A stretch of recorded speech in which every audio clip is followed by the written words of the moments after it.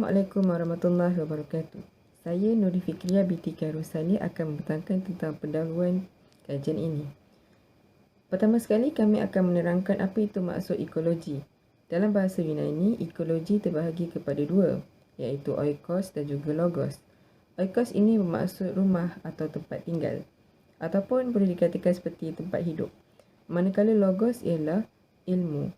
Kajian ini mengenai kesan pandemik COVID-19 terhadap ekologikal masyarakat di Malaysia.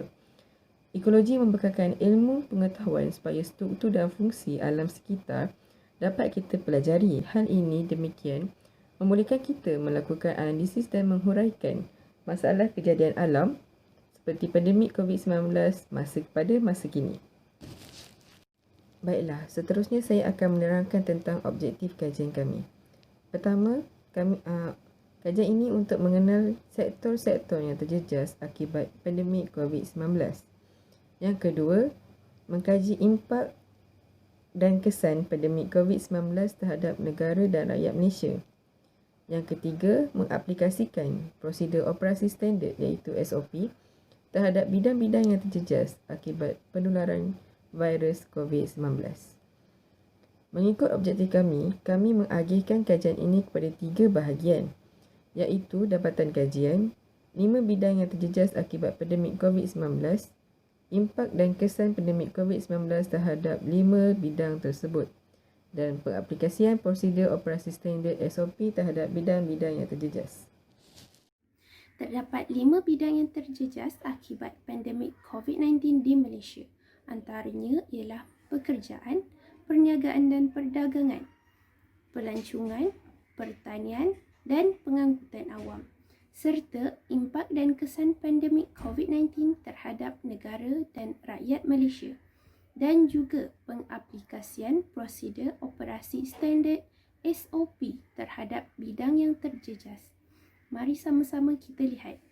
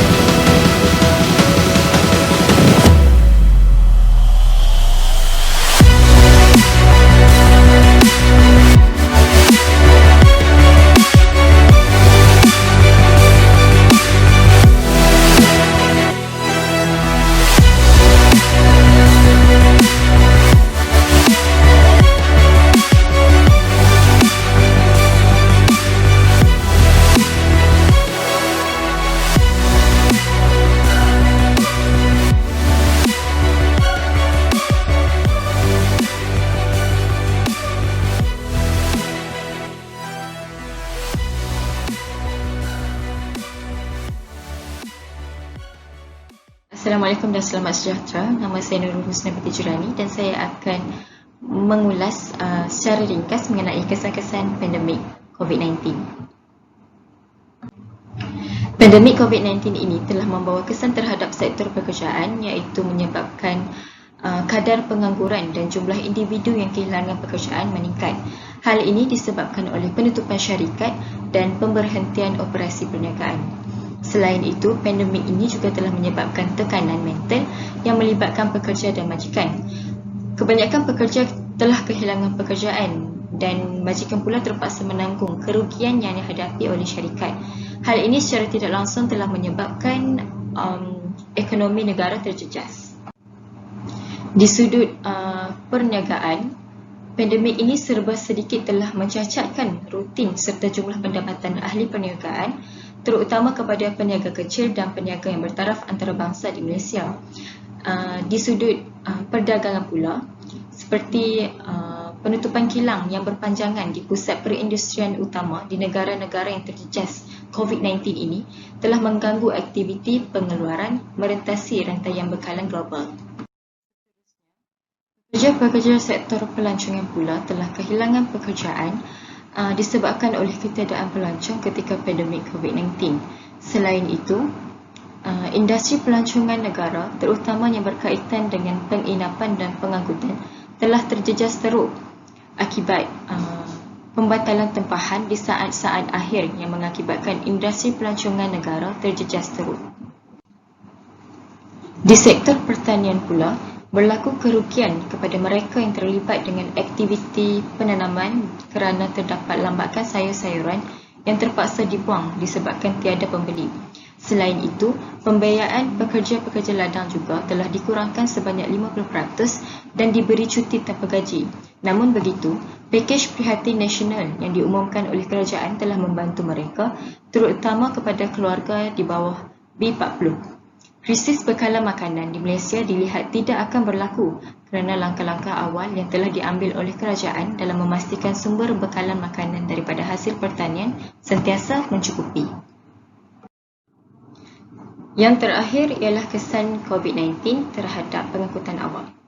Kadar peningkatan COVID-19 ini telah menggusarkan penumpang mengenai soal kesihatan mereka ketika menggunakan pengangkutan awam. Dan hal ini telah menyebabkan kebanyakan individu menaiki kenderaan sendiri untuk menuju ke sesuatu destinasi. Selain itu, pandemik ini juga menyebabkan pembangunan negara Malaysia terjejas ekoran pengangkutan awam yang merupakan pemacu pertumbuhan ekonomi. Sekian daripada saya, terima kasih. Seterusnya, pengaplikasian prosedur operasi standard SOP. Pertama, pekerjaan. Kebanyakan pekerja di bahagian kerajaan maupun bukan kerajaan telah mula bekerja mengikut norma baru dengan memastikan penjarakan sosial atau bekerja dari rumah bagi memastikan semua pekerja bebas daripada tempat yang sesak dan secara tidak langsung dapat meminimumkan penyebaran wabak COVID-19. Kedua, perniagaan dan perdagangan.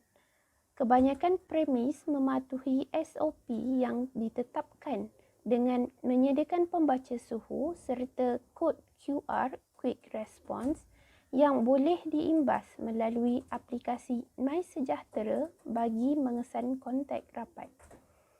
Ketiga, pelancongan. Proses pendaftaran tetamu dibenarkan tetapi dalam skala yang kecil dan terhad untuk memastikan penjarakan sosial dijaga. Tempahan sajian juga dibuat secara room service bagi mengelakkan tempat ramai orang. Keempat, pertanian. Memastikan penjarakan sosial, penggunaan hand sanitizer dan pelitup muka semasa aktiviti dilakukan. Disinfeksi juga dilakukan secara berskala di kawasan tumpuan pekerja dengan menggunakan cecair yang sesuai pada setiap hari sebelum atau selepas operasi di kawasan pertanian. Kelima, pengangkutan awam. Pembersihan dan yahkuman fasiliti pengangkutan awam dan tren selepas setiap trip perjalanan sekurang-kurangnya 3 kali sehari dan dipot setelah tamat operasi.